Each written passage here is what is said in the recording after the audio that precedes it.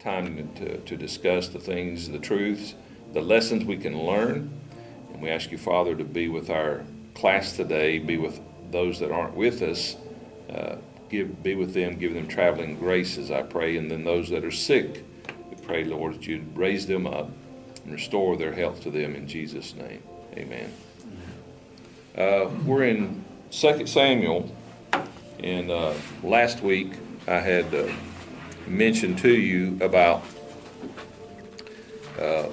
one author. He talks about lessons we can learn from idiots, and so he chooses different ones in 2 Samuel and through. We talked about, and I'll just reference him, the Amalekite mercenary in chapter 1. We read earlier where Saul had fallen on his own sword at the end of the first book. Now we move over to the second book of Samuel, and we see that there's an Amalekite there looking to try to gain favor with David, saying that, he finished Saul off. And of course, David, he didn't get the response from David. He says in verse 14, he said, "How is it you were not afraid to reach out with your hand to destroy the Lord's anointed?" And so he was struck down. And David said, "Your blood is on your head, because your own mouth has testified against you, saying, I have finished off the Lord's anointed."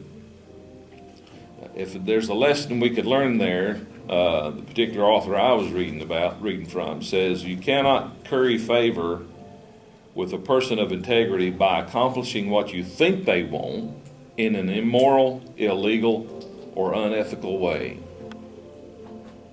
I think that's a pretty good lesson there. Read it one more time. You cannot curry favor with a person of integrity by accomplishing what you think they want in an immoral, illegal, or unethical way. It kind of reminds me of some situations where different people don't think too much about taking something that's not theirs. Always just a little thing, I remember the first time I took something I wasn't supposed to take. I do too. First time? Yeah, the very first time. Yeah, we were down at Food Line down in Belmont, and I wanted a candy bar. And Mom said no. I felt like I knew better.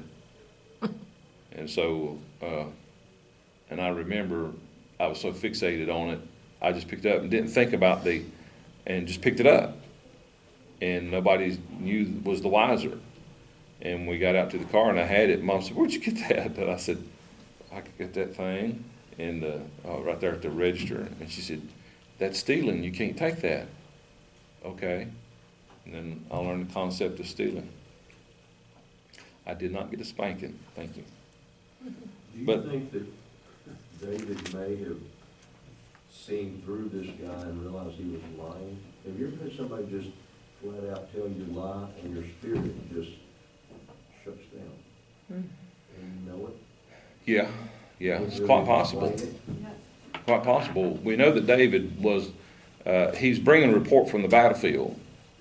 And so David's removed from the scene altogether. So the only thing he knows is what messengers bring to him. So the narrator, the one who narrates the book, we say at the end of 1 Samuel, we know that the narrator is telling us that this is what happened. And then there's no other mention of any other messenger bringing this info. I don't remember who told David or how he found out the first time, or if this is the first time, or just general reports came in. Either way, this guy gives specific information, and if you remember, he brings the crown and the bracelets to David. We know by reading the account that it was the next day that the Philistines came back and they took the bodies because they were just wore out from fighting. So he lay there for a whole day. So there's somebody could have wandered through the battlefield and picked those things up, but David doesn't know that. But as far as trying to get a witness of someone's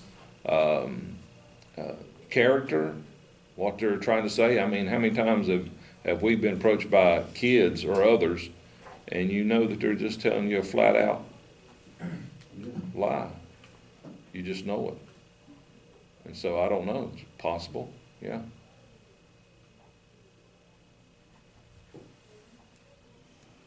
I want to ask another question, it's probably not, during this period that I don't understand, is Saul had another son, right?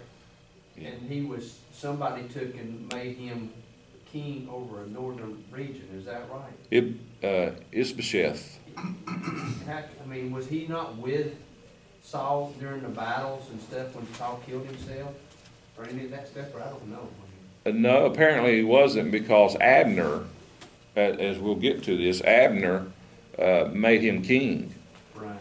And so we don't know. We're not told. We're just told that of the sons that were with Saul. But Abner was never considered, because they say David's the second king, so that means that after Saul, so that means they didn't acknowledge Abner as being a king, did they? Well, not Abner, but Ishbosheth. Ishmael. Yeah, he was, well, he's down in, he might be jumped over in some list because Abner put him in place, but either, it may have been, God may not have said, this is who I want. How did Abner have the authority to do that?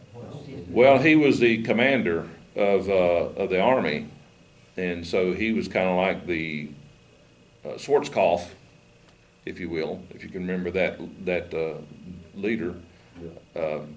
He was like the Schwarzkopf, and so he saw a void in leadership. And so I feel certain that he probably felt like his job was in jeopardy.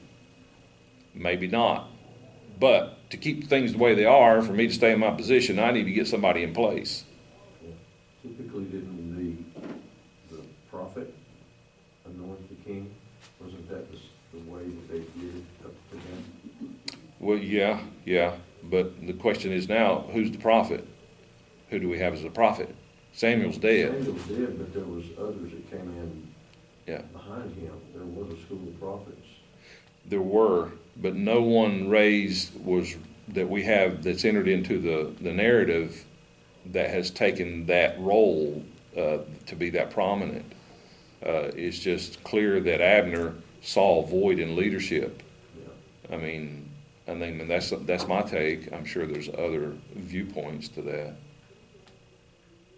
Do you think that it was a wise move not to allow that third son to be in battle? Because even like today, royals would make sure, go to great lengths not to have like all of their kings in their family line destroyed. And if he would have brought all three sons to battle, Yeah, that that's a would good have point. ended their dynasty completely. That's a good point. And, as far as that goes, we don't know what assignment was given to him to remain where he was. We don't know. Yeah. And maybe it could have been he was too young to be in battle. It's quite His possible. age. It's quite possible. I was just reading, he was 40 years old. Ishbosheth was Yeah, chapter 2, verse 10 says he was 40 years old when he began to reign. When he began to reign over Israel. And he reigned 2 years. He was probably at the eye doctor because his eyes were going. Probably. And Probably. that's usually when that happens. Uh-huh. And so you don't want to be slinging a sword around and throwing a spear if you can't see good. Can I ask a quick question? I'm Yes, just curious. Is there speculation on what happened to Saul's after death, after suicide? I assume that was what it was, suicide. What happened to his soul? Yeah, his soul. No, we know that Samuel, when he goes to the witch of Endor, and Samuel, the spirit of Samuel, speaks, "You will be with me tomorrow." Not meaning with him personally, but in the realm of the dead. So we're not given a specific of where his soul Okay, wound up. okay. I was just curious. Thank you. No, that's a good question. Very good question. But there was also earlier, maybe I'm misreading, it mentioned that Samuel said that I may be wrong here, that God's Spirit had left Saul? Yeah. Is that a case for backsliding? And suicide is self-murder, which goes against the Ten Commandments that were in place at that time. I mean, how How do you reconcile that? how do you slice that? Well, I think in my early thinkings of where Saul was in studying and thinking about it, just reading, I would have thought the same thing, that Saul did not land into the abode, Abraham's bosom, if you will. However, if we stay with the text and follow what the text tells us, it doesn't put him in it and it doesn't take him out. Right, right. And so I think we can probably come close to thinking of what may have happened where he is. But I think there's a danger in assigning that because we don't have it clearly stated for us. That's the thing about interpreting the text. What does the text tell us? And if we stay with what the text tells us and don't read into the text anything that it doesn't say, then we stand on safer ground when it comes to biblical interpretation. But yes, I'm right there with you, thinking, yeah, self-murder, however you want to interpret that. And then that gets into a can of worms when you start thinking about self-mutilation, things of that nature. What is someone going through? What is someone, as there been in our day and time, if we do it in our context today, what kind of medication have they been put on? Depression. There's a lot of factors. I tend to back up a little bit and not to be too quick, as I have been in the past, about judging those kind of situations. All we can do is trust that God is sovereign, He's fair, He's merciful, and He's all-knowing. Yeah, and so we don't know what Saul said talking to God from the time they fell on that sword and what God's position is with him. We know from the New Testament that the thief on the cross, in a short moment, remember me. Oh, goodness, just a few moments of recanting, repenting, just a few moments. That's all it takes. And so, for a merciful God. Yeah. And Samuel, when he came back and told Saul, you'll be here, that was like maybe a self-fulfilling prophecy. It kind of got him in the mindset to think, well, Samuel already said, I'm going to be in bed tomorrow.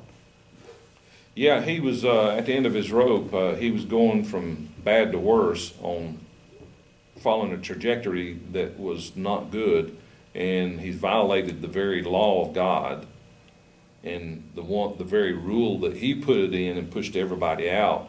You can't have witches. You can't have these sorcerers or whatever. You can't have these around, and then you not to consult them either. He's violating his own rule. He's that desperate. And so, and then finally here all of a sudden, and then Samuel, he doesn't, in the spirit world, he doesn't give him a very good answer. Yeah. Good questions. Good. Does anyone have a comment or? It doesn't seem like it's so great to be the king. No. With age, with various things in life, responsibility. Everybody wants your job too. Somebody's always out to knock you off Yeah. when you're in a position, that kind of position. Since you're there, elaborate on David's son that was angry with David about something. I mean, I don't remember his name. Absalom? Are you talking about Absalom? I guess it is. Explain that to me. As far as why? I mean, he was angry with David, wasn't he, or something about? He's just him arrogant. being king or whatever. Well, yeah. I mean, he sought to overthrow his dad Okay. by sitting in the city gate and greeting people and giving advice and gaining favor with the people. This is the king's son, you know. So he just basically was trying to turn he politicked. He politicked his way into, shook a lot of hands and kissed a lot of babies, and you know, who knows what he did. Just to get the king's position. Just to get the king's position. Yeah. I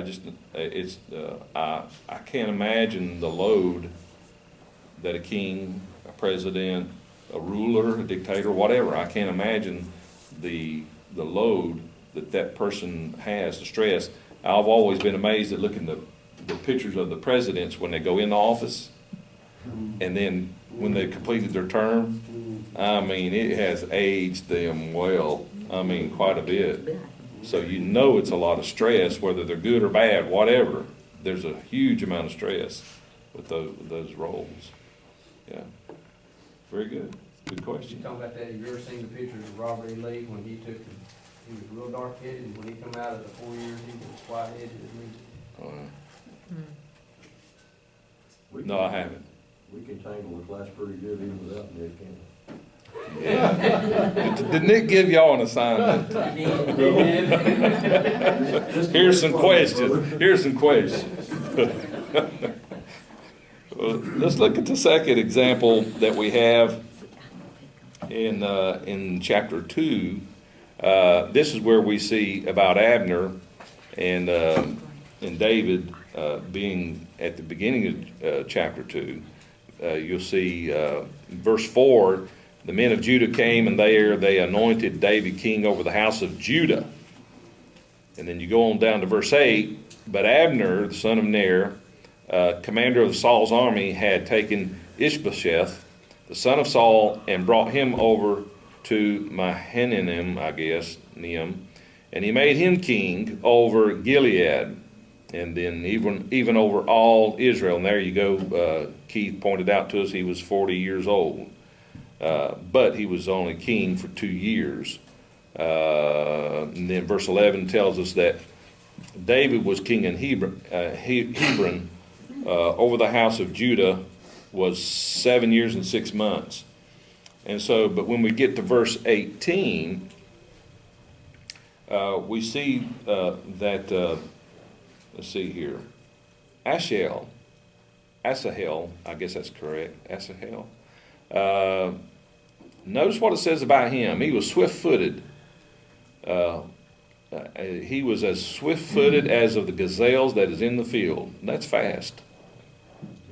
That is fast. And so we see that he is going after Abner. And so Abner is trying to tell, and he knows who it is. He says in verse 21, he says, turn aside for your own good, to your right or to your left, and take hold one of the young men for yourself, and take for yourself his equipment. But Asahel was unwilling to turn aside from following him. Then Abner repeated again, turn aside for your own good from following me. Why should I strike you to the ground? How then could I show my face to your brother Joab? But Asahel, verse 23, he refused to turn aside. So Abner struck him in the belly with the butt end of the spear, so that the spear came out his back. And he fell there and died on the spot. And it happened that after all who came thereafter to the place where Asahel had fallen and died stood still. And so we see that Asahel, if we had a leadership advice that somebody would want to give to us, this writer that I've been following on these learning from idiots, have a modest and reasonable view of your own skills and experiences. Having a dream is not the same as arrogant overreach. Don't bite off more than you can chew. I was talking to somebody yesterday, and the comment was made. No, actually, it was last week. My cousin, I was talking to my cousin when we went to go visit Mom, and he's doing some work on it. So he got a price on doing some work on the dormers on his house. And he said, man, they wanted $15,000. He said, I'm gonna do it myself. And I said, you gonna have a harness? He said, oh yeah, I got a harness. I put this and put that, and he knows how to do house repairs and stuff. And he said, but I also know that my body won't let me do what my mind thinks I can do. I said, I'm learning that lesson on a regular basis. My brain says, yes, you can do it, but my body said, no, you can't.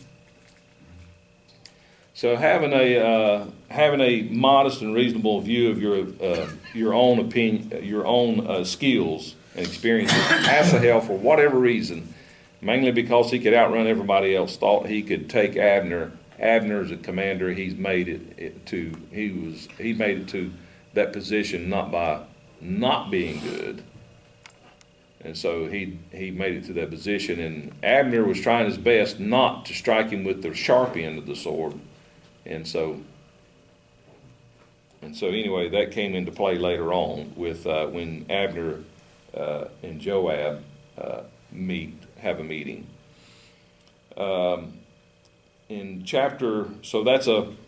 We can learn from Asahel, we can learn from the Amalekite mercenary, we can learn also from Ishbosheth. In chapter 3, if you get around to verse 6, here we see, he says, now it happened that when there was war between the house of Saul and the house of David, Abner was strengthening himself in the house of Saul. And Saul had a concubine whose name was Rizpah, the daughter of Ai, I guess. And Ishbosheth said to Abner, why have you gone into my father's concubine? And then Abner became very angry over Ishbosheth's question and said, am I a dog's head that belongs to Judah? Today I showed kindness to the house of Saul your father, to his brothers and to his friends, and have not let you fall into the hands of David. Yet today you call me to account for wrongdoing with a woman? And so he did not take to that. It doesn't say he didn't do it, but the way he responds is though he didn't do it. Either way, notice what he says in verse 9 and 10. May God do so to me, or more so, if as the Lord has sworn to David, I do not accomplish this for him, to transfer the kingdom from the house of Saul and to establish the throne of David over Israel and over Judah from Dan to Beersheba. Ishbosheth, for whatever reason, whatever happened there, what would be the lesson that we could possibly say? There's many we could learn. Don't unnecessarily offend anyone. You ever heard anybody use the term, don't burn any bridges? And so, do not make false accusations, but above all, do not offend and accuse needed allies. Yeah, I think maybe if he was one of his greatest soldiers, and then now he's demoting him. You know, he's getting on to him, and there's going to be consequences when he says, you know, and I just don't think that was a wise move on his part. No, it wasn't. If you notice in verse 11, it says, Ishbosheth could no longer say a word in response to Abner because he was afraid of him. And then if you look on down, he begins to make a contact with David. We're going to transfer this kingdom over to you. And so it didn't turn out well for Ishbosheth, regardless of what may or may not have happened. But there's a tactful way, and there's some way that we can choose to do things. It's just like sometimes when if you have to make a point of correction, there's some ways to ease into that thing, and then you can come in with guns blazing, but be careful, the other person might have guns too.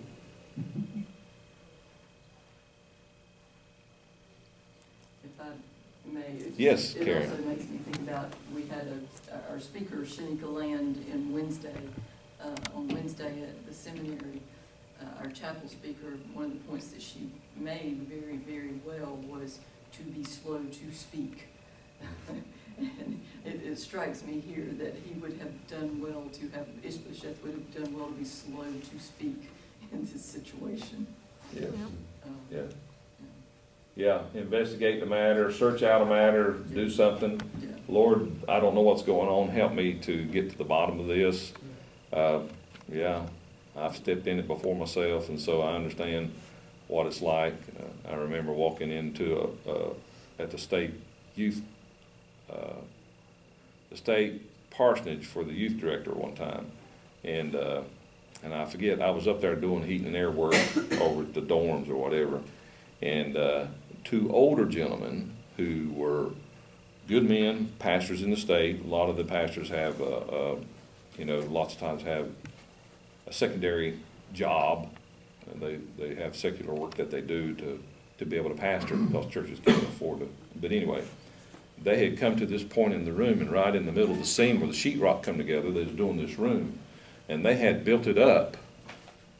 And I understand what it means to build up mud on sheetrock, but it looked like Picasso had come in there and was throwing it on the wall, and it was built out like this, right there in the center, and it feathered out, but instead of feathering it and making it smooth, it was just a big lump.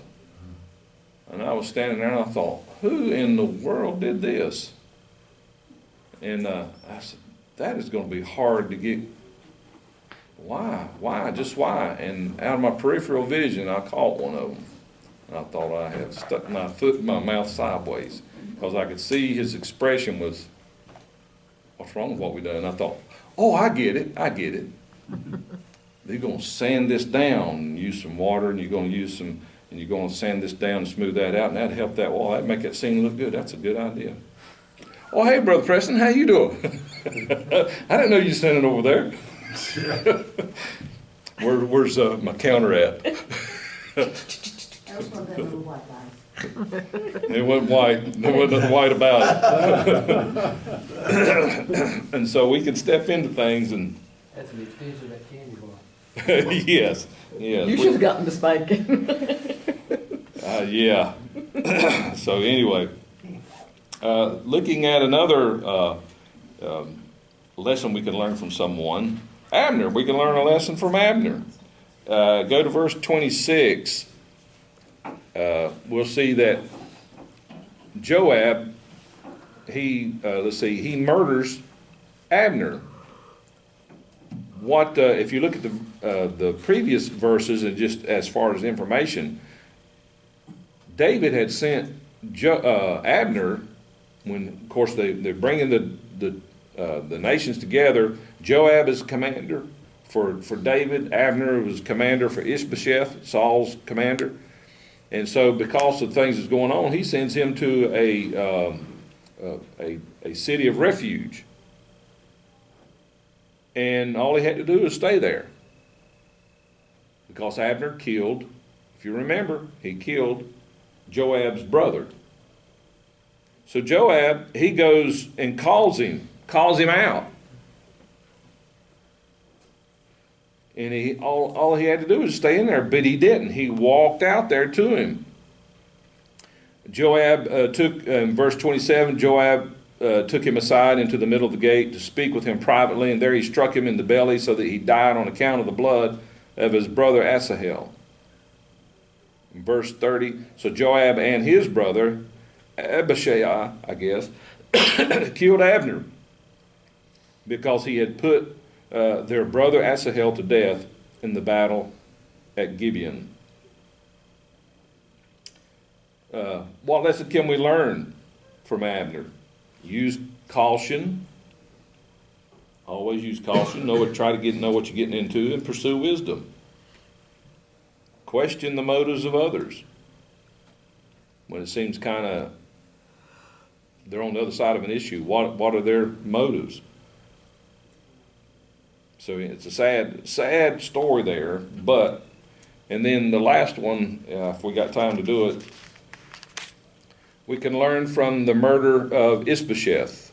We have in chapter 4 the story of when these two guys, it is verse 2, and Saul's son had two men who were commanders of troops. The name of the one was Banah, not banana, but Banah. And the name of the other was Rechab, sons of Remnon, the Beerothite, of the sons of Benjamin. Let's see here.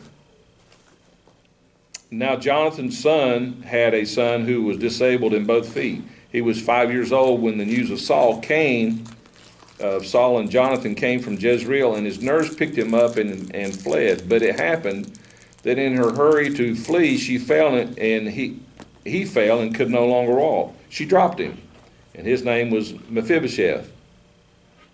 Say that 3 times fast. And the sons of Remnon, talking about Rechab and Banah, departed and came to the house of Ishbosheth in the heat of the day while he was taking his midday rest, siesta. And they came into the interior of the house as if to get wheat, and they struck him in the belly, and Rechab, I guess, and his brother Banah escaped. Now when they had come to the house, he was lying on his bed in his bedroom, and they struck and killed him, and they beheaded him, and they took his head and traveled by the way of Arabah all night. So now they're taking this head and taking all this stuff to David. Then verse 8, they brought the head of Ishbosheth to David at Hebron and said to the king, behold, the head of Ishbosheth, the son of Saul, your enemy, who sought your life. So the Lord has given my lord the king vengeance this day on Saul and his descendants.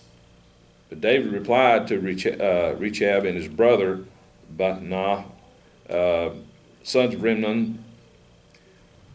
He says to them, as the Lord lives, who has redeemed my life from all distress, when the one who informed me, saying, behold, Saul is dead, also viewed himself as the bearer of good news, I seized him and killed him in Ziklag, which was the reward I gave him for his news. How much more when wicked men have killed a righteous man in his own house, on his bed, shall I not require blood from your hands and eliminate you both from the earth? So they were struck down. What could we learn from these two fellows? It seems like David is the only person with a gentle spirit, a cool head, and trying to keep everyone from practicing this vendetta mentality. The mob, the Italian mob, did not invent vendetta. This is full of it. Yeah, there's a lot of And David is almost like a ringleader saying, guys, chill. From the moment that David got the word of what his destiny was going to be, he begins to go through various tests and trials that shapes the man we're reading about right now. And so he's passing the test time after time, and he's established some of these things, and it begins in the small things. When he had opportunity to strike Saul, when he was in his own house. But he was given a place, he learned things from the Lord. You don't sit out on a hill and write songs about the Lord and not learn something about the Lord. God's sharing his character, God's sharing who he is. You begin to get the precepts of what the Lord would have it, how he would have us to think. If you stay in the Word, you begin to think like the Word. And so, yeah, you're right. These two guys did not learn from the mistakes of others. But David seemed to have this integrity and honor, Yes. decency. I mean, you skipped over part of it where he's talking about, he said, I want Michael back. Yes, that's correct. She's my wife. She apparently had already married somebody else by then. When the two forces split apart, Yeah. Saul apparently gave her to someone else. That's correct. And he said, I want her back. She's my wife. And I don't think he really thought that much of her. But but it was the right thing to do. And time after time, David says, hey, what you did is wrong, and you're fixing to pay for it. And they did. Let's steer this country back right. Let's get back to honor and dignity and morality. And that's why both sides, both kingdoms, wanted him as their king. That's why he merged the two kingdoms back in together as God intended to start with, it seems like. Yeah, well, Abner had a hand in that coming together based on that, what happened between he and Ishbosheth. I can't imagine the war, the fight between Joab and Abner. Those two guys were like Flash of the Titans. Yeah, well, I think he caught him off guard. He did, but I'm saying it should have. Yeah, It probably was a sight to behold. yeah, it just, yeah, absolutely. Did David have any kids with the lady you just talked about? Michael, No. was childless. No. Okay. When she criticized David for dancing in the streets, God said, you don't have kids. And that was a more serious curse then than it is now. It's not a curse now, but I'm just saying that it was a serious thing for a woman to not have children. yeah. Yes, Brother Al. The mention of Mephibosheth there after all this killing demonstrated the heart of David so beautifully. Take the helpless child who both feet were broken and bring him into the palace and live at the king's table, and be treated so beautifully. It demonstrates the heart of David. And wonderfully, after all this bloody murdering. Oh, yeah, absolutely. You know what gets me though? Yeah, what's that?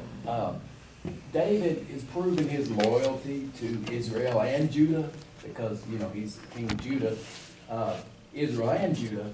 But in all this mess, they quickly forget how loyal he truly was to them, and that tore the nation apart too. And it's just ironic. I guess it's, you know, people's opinions are fickle, if you know what I mean. Yeah, depends on which way the wind's blowing sometimes. Yeah. Wow. Well, there's a lot here still yet to uncover, and it's been very good. But let's transition over to our prayer request.